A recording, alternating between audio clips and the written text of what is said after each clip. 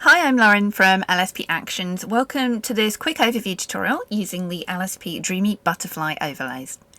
If you haven't already, please watch video tutorial number 1 where I show you step by step how to install the actions, get butterflies into your library, how to quickly get started and use these for best practices, tips and tricks. This is a really super quick video where I'm just showing you a demo of the butterflies and a few additional tricks that you can use to get them to blend with your images. For this one, how about we go for something really whimsical, fairy-like? We can add some of the glass butterflies, I think, for this shot. You could even, I'm just thinking this while I'm, let me add, in fact, I'll show you in a minute what I'm thinking. Stick to the script, Lauren. So I'm just going to add these guys in, looking at the sharpest butterflies for the sizing, and go. And there we go, look, before and after. Now what I'm thinking is, I hope this works, is I'm going to add one of these guys in. Now remember, the resolution is designed to be small in your image, but how about we give her some butterfly wings? Just being creative, there is so much you can do with this set. In Creative Cloud, I'm going to go Select, Subject. It's going to give us an outline around our subject.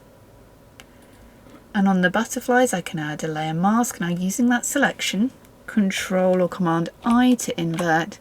And look at that. We've used one of them as wings. Now these are not designed to be printed, to be resized absolutely massive in your image.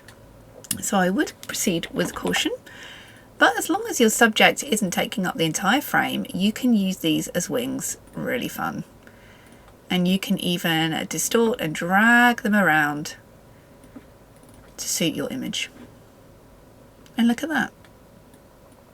Beautiful. So we've gone before and after. In just a few minutes we've created this really cute kind of fantasy scene. Just adding one more set of glass butterflies in because they're so pretty. Layers, layer mask, brush to black, take away any that do not serve your image. And there we go.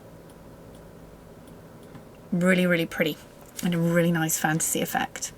If you haven't already, please watch the main tutorial where I show you everything you need to know, or you can watch more of these mini tutorials to show you more tips and tricks and scenarios for using these butterflies.